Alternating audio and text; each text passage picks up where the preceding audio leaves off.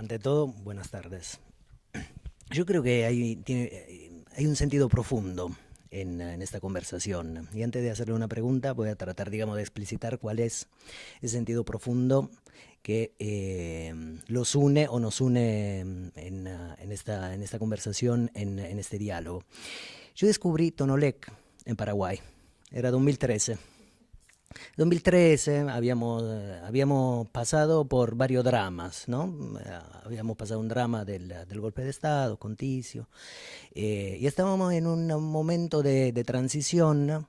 Y yo estaba en la campaña haciendo un poco de militancia con un pequeño partido político paraguayo, que es un partido político de mujeres, Cuña Pirendá se llama, que en guaraní sabemos que quiere decir huella de mujer o plataforma de mujeres. Y cerraron la campaña. Es un partido socialista, feminista y ecologista. Y cerraron la campaña con una música de Tonolec.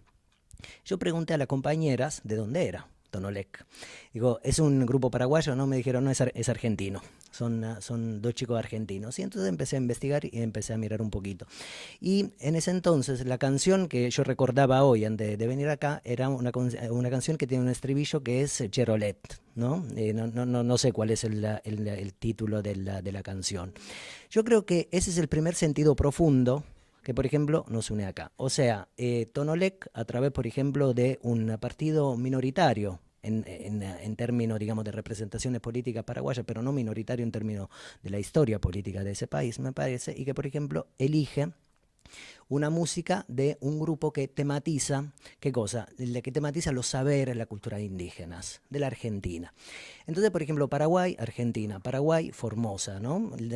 A través de una frontera. Ese me parece que es el segundo sentido profundo, ¿no? Digamos, una frontera que parece dividir dos estados-naciones, ¿no? Pero esa frontera que la divide dos estados-naciones es una frontera unida por las circulaciones de las culturas indígenas. El tercer sentido profundo que yo creo que tenemos aquí es que hay una equidad de género, ¿no? Una mujer y un hombre. Y el cuarto sería, por ejemplo, que sus expresiones culturales se mueven a partir de la misma materialidad que la palabra, ¿no? Digamos, una palabra intelectual, militante, de Ticio, y una palabra musical, en tu caso, Charo. Y quizás el último, el último sentido profundo, yo lo veo en esto, ¿no? En Tonolec, ¿no? En Tonolec, si yo no me equivoco, es una palabra toba, com, que quiere decir caburei, ¿no? Y Ticio pensó largamente a lo largo, digamos, de sus incursiones sobre el arte indígena, sobre el arte plumario. Entonces, una de las preguntas que quería hacerle yo a Ticio es si no podía hablar un poco de por qué era, de sus intereses sobre el arte plumario paraguayo. Y a Charo la pregunta era esa, ¿cómo la cultura, cómo las expresiones indígenas entran en diálogo con sus canciones? Porque ustedes en Tonolec, me parece, si no me equivoco, recuperan los cantos ancestrales, esa sabiduría ancestral, pero también son autores musicales, ¿no? Entonces, por ejemplo, digamos, cómo esos universos entran en diálogo con su producción artística. Bueno, mi interés por el arte primario se inscribe dentro de mi interés por el arte indígena en general. Lo que pasa es que para mí considero que la parte más como exultante del arte indígena se da a través del arte plumario, ¿no? O sea, la parte más radiante, más visible, que aplica una visualidad como desbordante, y también la más amenazada por muchos motivos. En primer lugar, porque el propio hecho de que la ecología esté siendo amenazada y que los indígenas sean muy buenos ambientalistas, hace que una serie de aves que son llamadas aves elegidas, que justamente pues tienen los colores más intensos, bueno, tengan que ser dejados de lado en sus plumas y ser sustituidos, lo que implica un reacomodo en la economía cultural indígena como muy fuerte, ¿no? Entre los guaraní, el tucá, que el tucán viene de ahí, o el guacamayo, que se llama guaá, que también guacamayo viene del nombre guaraní guaá, guaá putao, guaá jobú, azul o rojo, son lo que ellos llaman tuparmbamemé, o sea, son las aves superiores, que son generalmente para casi todos los pueblos indígenas, tienen un papel metáxico, son heraldos. Es decir, el ave tiene demasiadas cosas, tiene una belleza determinada, y el hecho de volar le da como una posibilidad de comunicar de lo arriba y de lo abajo, siempre metafóricamente, ¿no? Y entonces la propia para ellos engalanarse con las plumas tiene como un sentido como muy fuerte, y en muchos casos se pierde. Los misioneros lo primero que atacan es la pluma, porque es lo que distingue la ritualidad ligada a una cuestión religiosa, a una expresión diferente, etc. Y a mí por eso me interesó especialmente recalcar, y comencé con una colección de arte plumario, la colección del Museo de Arte Indígena, como queriendo proteger así el aspecto más leve, pero también más pesado, que tienen las culturas, y algunas las han perdido ya, ese símbolo de hombres aves o de hombres así engalanados, así con la belleza de la naturaleza entera, que significa la pluma. Y a su vez un pacto de complicidad con qué plumas o qué aves en qué momento pueden ser tomadas para no alterar. Hay toda una sabiduría ecológica muy fuerte en cuanto al préstamo que ellos hacen de las plumas, etcétera, ¿no? Entonces me interesaba mucho eso, y por eso quizá una de las partes más fuertes de mi trabajo sobre arte indígena, y por eso el arte plumario, ¿verdad? Tiene un sentido político y un sentido estético, tiene ambas cosas muy fuertes, ¿no?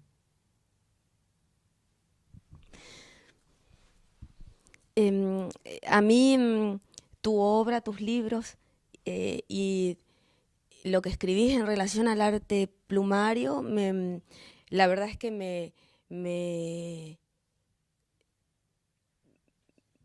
facilitó muchos caminos, digamos, ¿no? Porque nosotros trabajamos con la música, pero también con la estética. Tonolec es un grupo que se preocupa y se ocupa de transmitir no solamente a nivel sonoro, sino a nivel visual. Qué decir, ¿verdad? Este diálogo que planteamos entre lo ancestral y lo moderno, como un poco jugando Diego y yo a representar esta parte de los pueblos originarios y ancestral en mi persona, y esta parte moderna en la persona de él, ¿verdad? Y electrónica. Y yo notaba, por ejemplo, que en las comunidades acá de Argentina, yo decía, pero la pucha, yo quiero usar algunas joyas, ¿no? Dentro de lo que es nuestro show. Y encuentro con que son los mapuches los que trabajaron la plata. Y después la gente por ejemplo, no se dedicó a hacer joyas, se dedicó a trabajar el barro, a hacer sus artesanías, su cestería, y creo que el punto más alto, a mi criterio, de la gente es su música, ¿no? Por cómo han logrado ellos sobrevivir a este sincretismo al que están expuestos los pueblos originarios, que es justamente de mezclarse los particularmente con el pentecostalismo y con el evangelismo. Con el cristianismo casi nada, porque el cristianismo se mantuvo muy rígido y no fue amable con ellos a la hora de querer bautizarlos y convertirlos, porque no respetaban sus cantos y sus tradiciones, sus días festivos, algo que el pentecostalismo sí logró hacer, ¿no es cierto? Y que el evangelismo también fue un poquito más benevolente con ellos, entre comillas. Y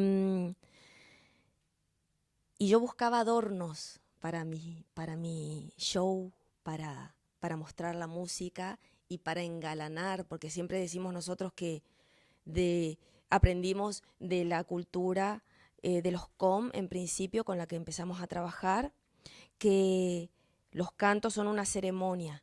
Entonces, Cada vez que hacíamos un recital era una celebración, un encuentro muy especial por el valor que tiene la música para ellos, que es casi religioso y sagrado, porque en las canciones ellos transmiten su cultura, su cosmogonía y conservan esta lengua madre. Y usan el canto para curar, y usan el canto para sanar. Y esa es una tradición que ellos la vienen conservando desde hace miles de años, y quizás era muy desconocida acá en nuestra Argentina hasta hace una década atrás aproximadamente, que se empezó a propagar esta voz de identidad cultural de los pueblos originarios, del arte que tuviera que ver con ellos, con nuestras raíces, ¿verdad? Y entonces ahí me cae en manos tu libro que habla del arte plumario, y yo dije, claro, es esto. Nosotros tenemos, ¿no es cierto? Y yo ya trabajando en esta época con lo guaraní, que de investigar un poco los cantos com durante 10 años, los últimos 5 nos dedicamos un poco más a lo guaraní, y digo, es esto lo que yo estaba buscando y esperando, ¿no? Esta cuestión engalanada de qué usar. La pucha, si las ceremonias son re importantes para ellos. Entonces, los guaraníes creo que han desarrollado en este sentido, y entiendo perfectamente lo que nos dice Ticio, este arte excelso que es el arte plumario, y hasta antes de leerlo a él yo no sabía ni cómo denominar esto que veía, ¿no? Porque uno decía, bueno, esos cascos con plumas, esos que usan en la que esos sombreros o gorros con plumas, y no, uno no sabía cómo describir. Y creo que a partir de estos conceptos de Ticio, yo también pude salir con mi palabra a hablar sobre el arte plumario a partir de tu palabra, y me parece muy importante que en cada región, que es lo que somos, porque recién hablabas de esto, de las fronteras, ¿no? Y yo creo que hoy más que nunca nosotros nos sentimos como grandes regiones, como latinoamericanos, pero los fronterizos sobre todo, ¿no? Como grandes regiones que se desdibujan sobre todo con estos temas culturales. El guaraní, por ejemplo, está en Brasil, está en Paraguay, está en Argentina. Y yo he podido conocer a los guaraní que están acá en Misiones y a los abá guaraní que están al sur de Brasil, viendo que ellos comparten cantos también, ¿no? Intercambiando y mostrándoles a ellos los cantos en lengua com. Y fue precioso. Entonces, me fui por las ramas, ¿verdad? ¿En qué estábamos? ¿Qué más quieres saber? Ticio, te voy a cantar. ¿Sabes qué? Ese tema que mencionaba acá el compañero es Soca Ayolek, que significa mi caballito en lengua com. Seguramente que vos has escuchado muchos cantos en lengua guaraní, ¿verdad? Yo me sé algunos también. Hay uno que es Tacuaripora, que es de ellos y es muy bello. Pero este canto que habían escuchado en esta celebración dice: Pashkem pagiñek pawek, pauaye mashegeñe, Pashkem pagiñek pawek, pauayen mashegeñe, ayem ginolek sokayolek, cherole, cherole, cherole, cherolalua. Cherolalua, madrecita tierra significa. Cherolalua, cherole, cherole, cherole. Madrecita, madrecita, madrecita. Ese es el canto.